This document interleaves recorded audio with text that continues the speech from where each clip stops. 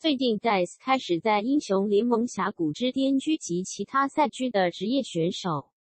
而在最近的一场直播中，小孩游神遇到了 G2 战队的 Edge 选手 Perks。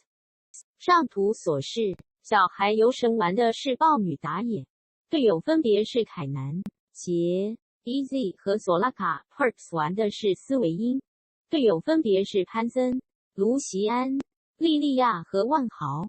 12分钟06秒，小孩游神的豹女配合凯南在上路击杀了敌方的万豪。系统发来令人振奋的消息，全能王 King 已经无人可挡了。从这局游戏的前期来看，小孩游神果然不愧是退役的职业选手，操作亦是一流。有粉丝调侃说，小孩游神打职业如果有直播时一半的水平，也不至于退役。14分06秒，小孩游神的豹女膨胀了，一个人追着 Perks 的乌鸦和潘森跑，最终淘汰潘森，但是同时自己也被乌鸦击杀了。此时系统再次发来捷报，全能王 King 已经接近神啦。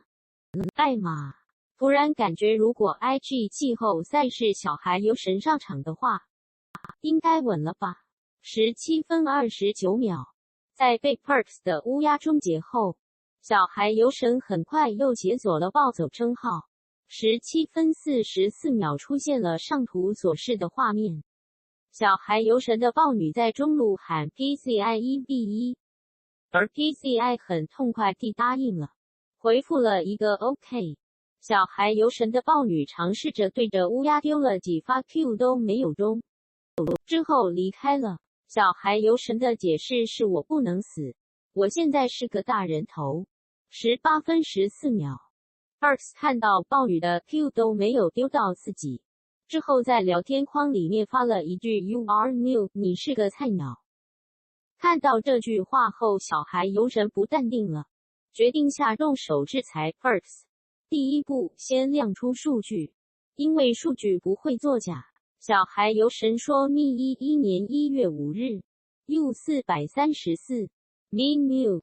第二步，因为比赛中期小孩游神被 Perks 终结了一次，加上 Perks 偷亲戚的能力很强，所以比赛后期 Perks 差点起飞了。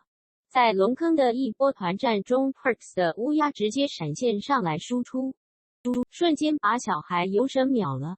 不过毕竟曾经打过职业，小孩游神还是在千钧一发之际抓到了非常细微的胜利曙光，下重手 1v1 秒掉了 Perks 的乌鸦，并且顺手又带走了吃瓜群众卢锡安。打完这波团战后，小孩游神直接说稳了，非常的自信，剩下的就是游戏垃圾时间了。